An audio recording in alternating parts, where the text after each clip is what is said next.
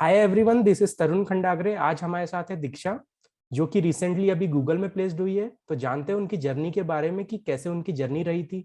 Tyre 3 college होने के बावजूद उनने किस तरीके से प्रिपरेशन करी थी। तो हाय दीक्षा, कैसे हो आप? हाय तरुण, आई एम गुड। आप कैसे हो? I am also good. सबसे पहले आप हमें ये बताइए यार, आपका कॉलेज कैसा था? फर्स्ट ईयर सेकेंड ईयर की आपकी जर्नी किस तरीके की थी? कॉलेज में एटमॉस्फेयर किस तरीके का था कोडिंग का? या तो अगर मैं अपने फर्स्ट ईयर की बात करूं तो like my college is situated in Jhansi. Jhansi के भी आउटस्कर्ट्स पे। तो वहां पे मतलब कोई एक्सपोजर तो हम बोल नहीं सकते। एंड अगर मैं कोडिंग की बात करूं तो कोडिंग कल्चर भी नल के बराबर ही था, कोई कोडिंग कल्चर नहीं था। एंड मैंने फर्स्ट ईयर में बट कोडिंग कल्चर नहीं था, बट और भी जैसे सोसाइटीज होती हैं, लिटरेरी राइट। सोसाइटी हो गई, कल्चरल हो गई, फाइन आर्ट्स वगैरह, तो ये सारी काफी थी। और फर्स्ट ईयर में मैं, क्योंकि कोडिंग का एटमॉस्फेयर नहीं था और मेरे बैकग्राउंड में भी मेरे जितना भी फैमिली मेंबर्स हैं मोस्टली सब दे आर गवर्नमेंट एम्प्लॉयज, तो आईटी सेक्टर में मैं पहली होंगी अपनी फैमिली से जो ओके। जा रही हूँ। तो कोडिंग का तो कोई घर से भी नहीं था एंड कॉलेज में भी नहीं था। तो फर्स्ट ईयर तो कुछ भी नहीं किया, मैंने एकदम चिल किया। और जितनी भी सोसाइटीज थी मैंने सब में पार्टिसिपेट किया, सब में जाती थी मैं। मतलब इससे मेरी कम्युनिकेशन स्किल्स वगैरह तो काफी डेवलप हुई, बट या कोडिंग स्किल्स पे तो मैंने बिल्कुल काम नहीं किया था मेरे फर्स्ट ईयर में। Okay, that's great to know. तो सबसे पहले आप हमें ये बताइए कि यार आपने गूगल में अप्लाई कैसे किया था? क्या हुआ था उस टाइम? आप कैसे अप्लाई कर रहे थे? क्योंकि ऑफ कैंपस अप्लाई करना थोड़ा सा मुश्किल होता है, तो आप किस तरीके से अप्लाई करते थे? या तो गूगल में की बात करूं या मैं किसी भी कंपनी की बात करूं, तो मैं एक्चुअली मेरा क्या फंडा था कि मैं जैसे आपके करियर पेजेस पे निकला या कहीं लिंक्डइन से काफी इंफॉर्मेशन आ जाती हैं कि यहाँ यहाँ पे हायरिंग हो रही है। काफी सारे यूट्यूब राइट। चैनल्स हैं जैसे आपके, वो भी बताते रहते हैं कि यहाँ यहाँ पे हायरिंग हो रही है। तो जैसे ही मुझे पता चलता था, मैं लिंक्डइन पे अराउंड 15-20 जितना भी पॉसिबल होता था सबको मैं रिक्वेस्ट भेज देती थी। तो उसमें ऑलमोस्ट अगर मैंने 15 को रिक्वेस्ट भेजी तो उसमें से 5 ही होते थे जो मेरे एक्सेप्ट करते थे रिक्वेस्ट। फिर उसमें मैं उनको हेलो भेज देती थी, अपना रेज्यूमे भेज देती थी, और कि मैं उसमें क्यों अप्लाई, बेसिकली मैं उनसे रेफरल के लिए वांट करती थी। तो उसमें से 5-6 में से मुश्किल से 1 से 2 रिप्लाई करते थे। फिर वो रेफरल दे देते थे, फिर मैं रेफरल के थ्रू अप्लाई करती थी। और इन केस मुझे रेफरल नहीं मिलता था 1-2 दिन में, क्योंकि ऐसा होता है, क्योंकि ऐसी गूगल हो गई जिसमें मास अप्लाई होता है। तो वो अगर बहुत ज्यादा लोग अप्लाई करते हैं तो वो लिंक को बंद कर देते हैं, इसलिए ज्यादा दिन रेफरल की भी हम इंतजार नहीं कर सकते हैं। तो फिर अगर मुझे 2-3 दिन नहीं मिलता था तो फिर मैं डायरेक्ट अपना रेज्यूमे के थ्रू अप्लाई कर देती थी। सारे कंपनीज में मैंने अप्लाई किया, बहुत ज्यादा अप्लाई किया मैंने तो। ओके। और एक ये चीज मेंटेलिटी होती है यार, टायर 3 स्टूडेंट की, यार हमें गूगल हायर नहीं कर सकता, मैं माइक्रोसॉफ्ट हायर नहीं कर सकता। तो आपने मेंटेलिटी किस तरीके से ब्रेक करी थी और आप किस तरीके से अप्लाई करते थे? क्योंकि बहुत सारे स्टूडेंट हैं जो अप्लाई ही नहीं करते हैं। तो आप उनको क्या हाँ, सजेशन देना चाहोगे और आप किस तरीके से करते थे? या एक्चुअली मेरे साथ क्या हुआ था कि जैसे कोविड हुआ, लॉकडाउन हुआ, तो वो मेरे लिए ब्लेसिंग था। तो उसी से मैंने, जैसे मैंने बताया, मैं फर्स्ट ईयर में, सेकंड ईयर के फर्स्ट सेमेस्टर मैंने बिल्कुल कोडिंग नहीं की। फिर जब मैं घर पे रही कुछ नहीं, फिर मुझे पता चला कि हाँ ये सारी चीजें होती है, तो धीरे धीरे मैंने यूट्यूब से ही, मैं बोलूंगी मुझे बहुत ज्यादा अवेयरनेस मिली यूट्यूब और लिंक्डइन से। फिर मैंने कहा चलो मैं भी कर सकती हूँ, फिर मैंने कोडिंग कोडिंग धीरे सीखी। मतलब मेरा एम तो, मैं पढ़ती थी गूगल, माइक्रोसॉफ्ट, अमेजोन के लिए सारे राइट। क्वेश्चन मैं उसी के अकॉर्डिंग करती थी। बट यार मेरे अंदर भी जो आप मेंटालिटी वो कह रहे थे, तो मेरे अंदर भी वो थी कि यार 10-12 लाख की प्लेसमेंट हो जाए तभी भी बहुत है। पर बहुत मैं है। एम में मैं तैयारी उसकी करती थी, बट मैंने भी नहीं कभी सोचा था कि ये हो सकता है। बट फिर ऐसा था कि वो अलग छोड़ के मैंने अप्लाई हर जगह किया। जैसे मैंने छोटी छोटी, मैंने हैकाथॉन से पार्ट, माइक्रोसॉफ्ट में मेरा हैकाथॉन के थ्रू हुआ, एक अडोबी में भी मैंने हैकाथॉन में पार्टिसिपेट किया था, स्कॉलरशिप इवेंट में। तो मैं बस यही बोलूंगी कि हाँ, आपकी मेंटालिटी है जो कि होती भी है, क्योंकि हम देखते हैं कि हाँ हमारे अराउंड ऐसे सीनियर्स हैं जो नहीं कर पाए, तो हम कैसे करेंगे। बट ये सब असाइड में छोड़ के आप अप्लाई तो करो, नहीं राइट। होगा तो नहीं होगा। मतलब कभी भी खुद को सेल्फ रिजेक्ट नहीं करना चाहिए। ये यस। मैं सबसे बड़ी एडवाइस दूंगी। ट्राई तो जरूर करना चाहिए एक बार। तो अब एग्जैक्टली। दीक्षा, आप हमें बताइए कि गूगल की इंटरव्यू प्रोसेस किस तरीके से हुई थी और आपने जब अप्लाई किया तो किस तरीके से अप्लाई किया था? कितने दिन बाद आपको प्रोसेस का आया था रिक्रूटर की तरफ से और कैसी प्रोसेस थी? या एक्चुअली जब मैंने अप्लाई किया था तब तो मुझे रिस्पॉन्स नहीं मिला था। बट अभी रिक्रूटर का रिसेंटली मुझे खुद कॉल आया कि हमारे पास इतने इतने बच गया है अभी हायरिंग, और हम कैंडिडेट्स की हायरिंग कर रहे हैं, और हमें आपका प्रोफाइल मिली आपके डेटाबेस में, आपने पहले अप्लाई कर रखा था, और मेरी प्रोफाइल वगैरह उन्होंने देखी लिंक्डइन पे, तो उनको अच्छी लगी, इसलिए उन्होंने मुझे अप्रोच किया इंटरव्यू के लिए। और जस्ट जिस दिन उन्होंने रिक्रूटर ने मुझे कॉल किया, जस्ट उसके 4-5 डेज के बाद ही मेरा उन्होंने बोला कि इंटरव्यू स्केड्यूल्ड है। तो मैं काफी डर गई थी कि इतने दिन में मैं कैसे प्रिपरेशन करूंगी। सो या बट उन्होंने कहा कि ऐसा नहीं हो सकता। मैंने बोला कि रिस्केड्यूल कर दे, बट उन्होंने कहा कि नहीं, हमारे पास टाइम नहीं है, हमें यही स्लॉट अवेलेबल है।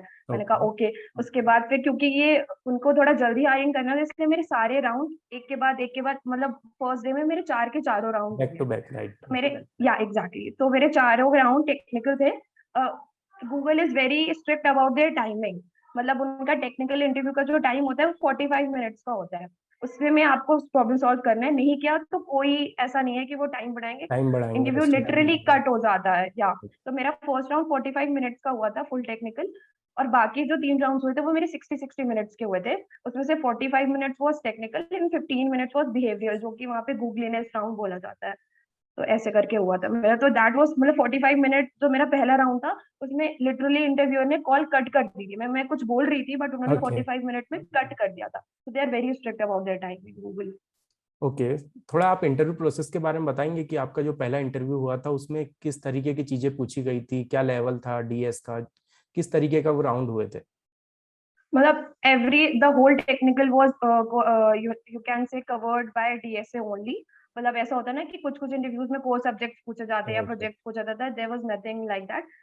आया इंटरव्यू, इवन इंट्रोडक्शन भी नहीं होता था। Just use to like share the link of the question and I have to solve the question. और ये मेरा चारों में यही हुआ तुरंत तुरंत। एंड क्वेश्चन का लेवल मैं बोलूंगी लीड कोड मीडियम या लीड कोड हार्ड, ऐसा okay. Medium to hard level. या ओके। सो आपके चारों राउंड में डीएससी पूछा गया था। ऐसे भी कुछ राउंड्स होते हैं जिसमें मैनेजर आते हैं, थोड़ा प्रोजेक्ट का डिस्कस होता है, तो इस तरीके से आपके साथ कुछ हुआ था? या अच्छा, जब जैसे कि नॉर्मल जो हायरिंग होती है उसमें 4 या 3 to 4 राउंड टेक्निकल होता है और एक गूगलीनेस होता है जिसमें प्रॉपर वो होता है। बट क्योंकि आई गेस टाइम का रिस्ट्रिक्शन था उनके पास, तो उन्होंने मतलब 45 मिनट टेक्निकल था और 15 मिनट वॉज लाइक मैनेजरियल और बिहेवियरल यू कैन से।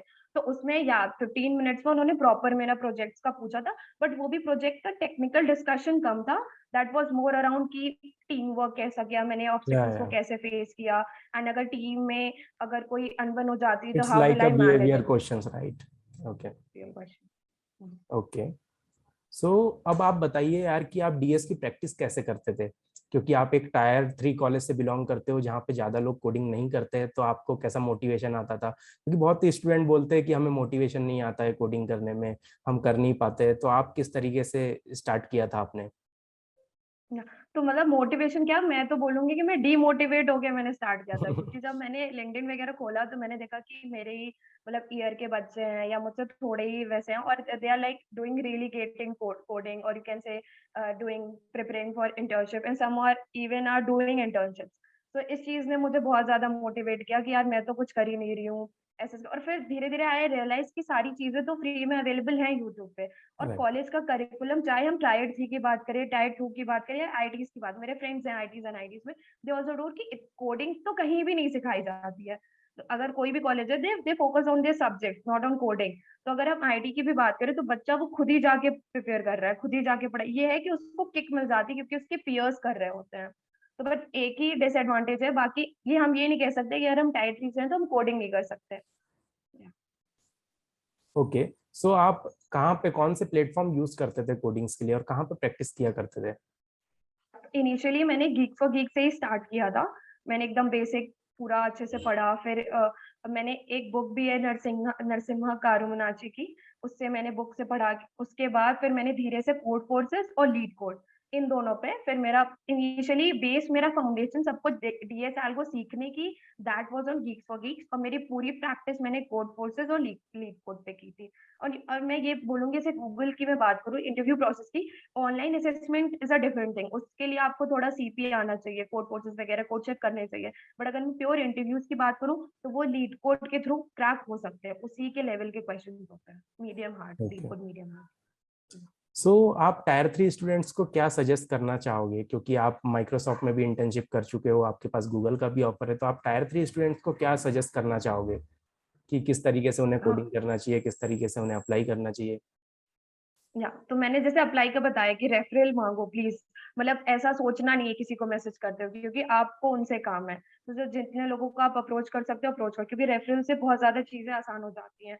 टायर 3 हमारा कॉलेज देख के ही रेज़्यूमे सेलेक्ट नहीं होता है। ऑब्वियसली वो एआईटीज़ के बच्चों को ज़्यादा प्रेफ़र करेंगे, और अगर आपके पास रेफरल है तो बहुत ज़्यादा चांसेस है कि आपकी एप्लीकेशन शॉर्टलिस्ट हो जाएगी। तो रेफरल के थ्रू अप्लाई करो, रेफरल नहीं मिल रहा है तभी भी अप्लाई करो। और कोडिंग की प्रैक्टिस जो कर रहे हैं आप वो करते रहिए, क्योंकि आपको नहीं पता कि कब क्या हो जाएगा आपके साथ। मतलब मैं माइक्रोसॉफ्ट में इंटर्नशिप कर रही थी और मैं खुश थी कि हाँ, चलो मैंने ये सोच रखा था कि मैं थोड़ा और पढ़ूँगी, मैं अभी प्रिपेयर नहीं हूँ और 6 महीने बाद मैं गूगल में अप्लाई करूँगी। बट गूगल रिक्रूटर का खुद कॉल आ गया और मुझे एकदम से मुझे पता भी नहीं था कि 5 दिन बाद मुझे इंटरव्यू देना पड़ेगा। तो मतलब हमेशा प्रिपेयर रहें और अप्लाई करते रहें, अपनी लिंक्डइन प्रोफाइल को अच्छी बना के रखें, क्योंकि आपको नहीं पता आपको अपॉर्च्युनिटी कब मिल जाएगी। तो इस स्टेट में रहें कि अगर कभी भी अपॉर्च्युनिटी आपके पास आई, तो प्लीज़ उसको ग्रैब करने की आपके पास कैपेसिटी हो, और प्लीज़ खुद को कभी सेल्फ रिजेक्ट मत करें, टायर 3 होने का। और मैं अपना ही नहीं, और आजकल मैं देख रही हूँ बहुत सारे टायर 3 स्टूडेंट्स हैं जो बहुत अच्छी-अच्छी जगह पे प्लेस्ड हो रहे हैं। तो इस राइट। टाइम पे, और इसमें एक्चुअली एडवांटेज कोविड का भी है, क्योंकि कोविड की वजह से ऑनलाइन हायरिंग बहुत ज़्यादा हो गई। तो ऑलमोस्ट सारी कंपनीज़ ऑनलाइन प्लेटफ़ॉर्म पे हायर कर रही, इर्रिस्पेक्टिव ऑफ कॉलेज। तो इसका एडवांटेज उठाना चाहिए और प्रैक्टिस करते रहिए, अप्लाई करते रहिए। ये नहीं सोचना चाहिए कि हम टायर 3 के हैं तो हम क्रैक नहीं कर सकते कोई भी company. Right, that's great to know. और आप फर्स्ट ईयर वालों को क्या एडवाइस देना चाहोगे कि आप अगर फर्स्ट ईयर में मैं आपको भेज दूं तो आप किस तरीके से पढ़ाई करते हैं अगर आप फर्स्ट ईयर में अभी जाओगे तो? या देखो, मैंने फर्स्ट ईयर में मज़े तो बहुत किए, वो तो बात ट्रू है, बट मैं मतलब अगर मैं अब जाऊँ तो मैं ये नहीं करूँगी, मतलब मैं मज़े करूँगी, बट रोज़ 1 घंटा या 2 घंटा जितना भी मेरे से पॉसिबल होगा, मैं रोज़ कोडिंग के उस पे देना चाहूँगी। क्योंकि फिर बाद में मतलब मुझे बहुत हेक्टिवली मुझे मतलब कोडिंग करनी पड़ी थी। मैं सुबह से लेके शाम तक करती थी, क्योंकि मुझे कुछ भी नहीं आता था, मुझे लैंग्वेज भी नहीं आती थी। तो उस स्टेट से बचने का एक ही सॉल्यूशन है कि आप शुरू से थोड़ा-थोड़ा स्टार्ट करो। आप पूरा मस्ती करो फर्स्ट ईयर में, बहुत ज़्यादा प्रेशर लेने की ज़रूरत नहीं है, बट या 1 या 2 घंटे आपका प्रॉपर शेड्यूल होना चाहिए। इससे एक एडवांटेज ये होता है कि आपको एक्सप्लोर करने का मौका मिल जाता है। आप डेवलपमेंट कर सकते हो, आप एमएल कर सकते हो, आप क्लाउड में जा सकते हो। तो मैं फर्स्ट ईयर में अगर मैं खुद जाऊँ तो मैं प्रॉपर मस्ती करना चाहूँगी, प्लस 1 टू 2 आवर मैं कोडिंग पे या जो भी मेरी इंटरेस्ट की चीज़ है, खुद पे डेवलपमेंट पे, अपनी स्किल डेवलपमेंट पे मैं देना चाहूँगी। Okay, that's great to no.